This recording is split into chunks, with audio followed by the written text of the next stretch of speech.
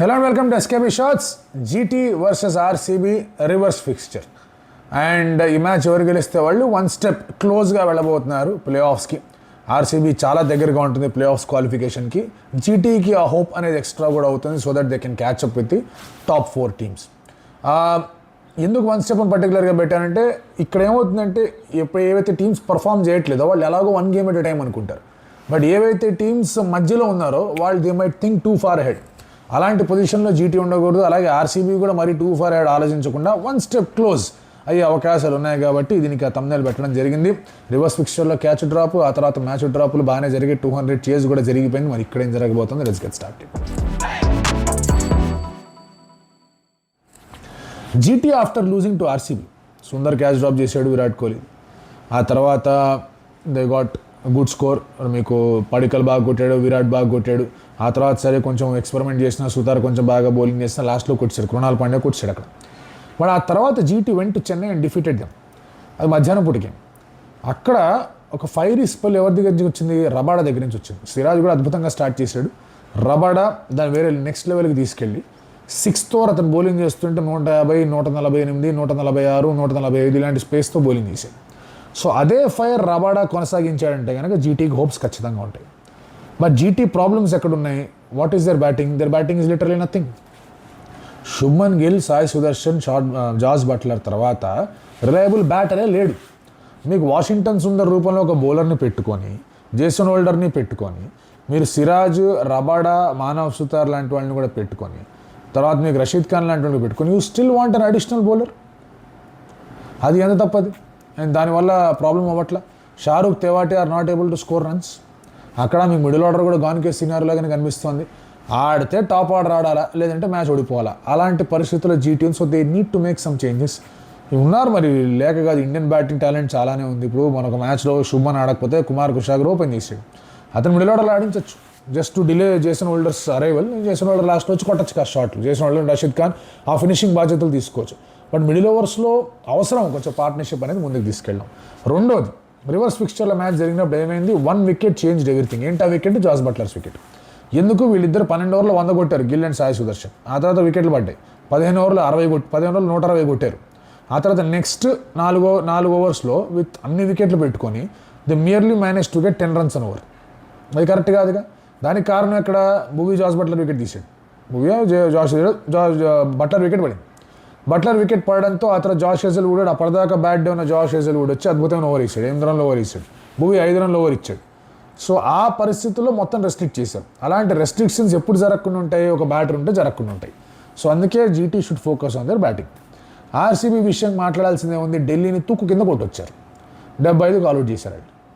ఆ మామూలు ఇలా భూవి అదరగొట్టాడు, తర్వాత మీకు జాష్ హేజల్వుడ్ అదరగొట్టాడు. అక్కడ they could see some swing. ఇక్కడ కూడా స్వింగ్ కనిపించే అవకాశాలు ఉంటాయి అహ్మదాబాద్లో. అండ్ ఒకవేళ కనుక కొంచెం అటు ఇటుగా ఉండే పిచ్ పడింది అంటే కనుక జీటీకే చాలా పెద్ద ఇబ్బంది ఉంటుంది.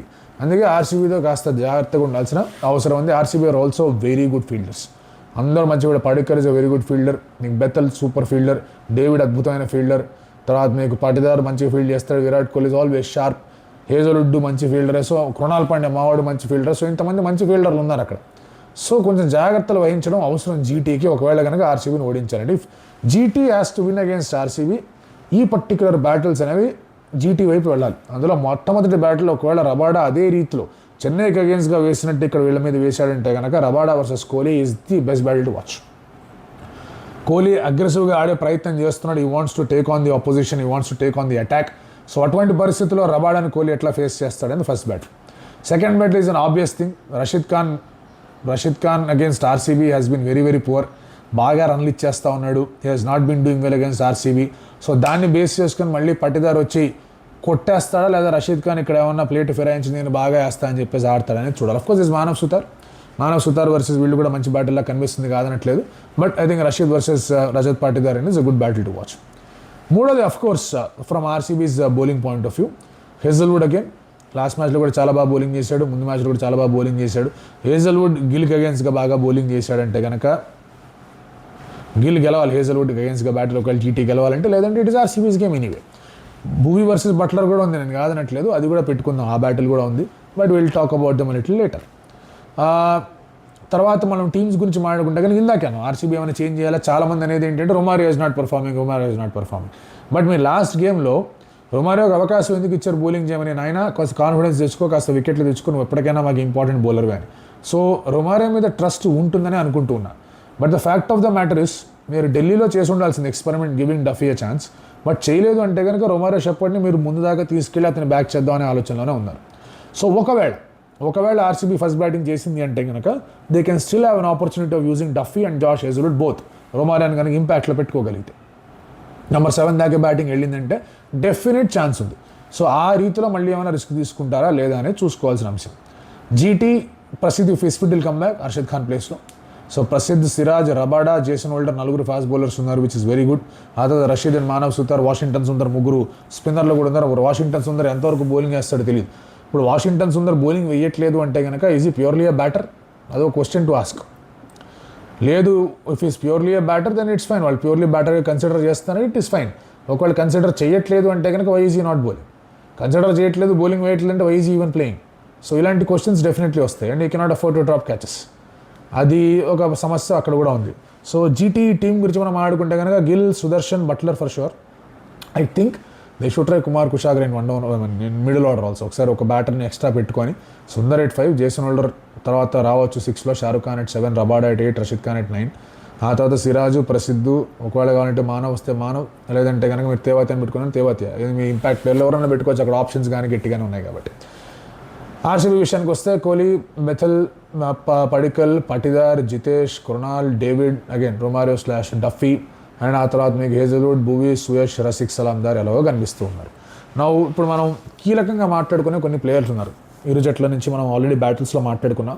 బట్ ఐ థింక్ ఒకవేళ కనుక జీటీని పుల్ చేయాలి, జీటీ కనుక ఇటువంటి ఒక ప్రికేరియస్ పొజిషన్, డేంజరస్ పొజిషన్ అని మాట్లాడి కానీ అటు కొంచెం hanging on the wall kind of a position వాళ్ళు.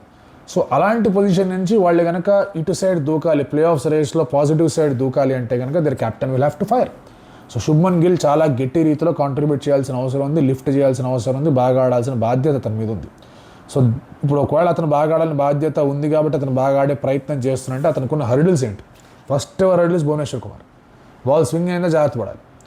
జాష్ హేజల్వుడ్, అది ఎలాగో బ్యాటిల్లో మాట్లాడుకున్నాం. దాని తర్వాత కృణాల్ పాండ్యా, ఈ మనిషి ఎప్పుడు ఎక్కడ ఎట్లా వచ్చి ఇసురు కొడతాడో ఎవరికి అర్థం కాదు.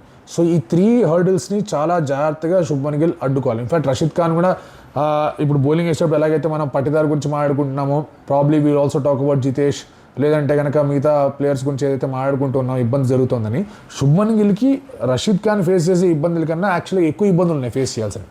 So Shubman Gill needs to perform well, లేదంటే ఇబ్బందులు ఎదురవుతాయి. అండ్ అలాగే కోహ్లీ ఒక పందాలో హాయిగా బండి స్మూత్గా వెళ్ళిపోతుంది. If they are not able to stop Kohli ఒక్కడే మ్యాచ్ని తీసుకెళ్ళిపోతాడు.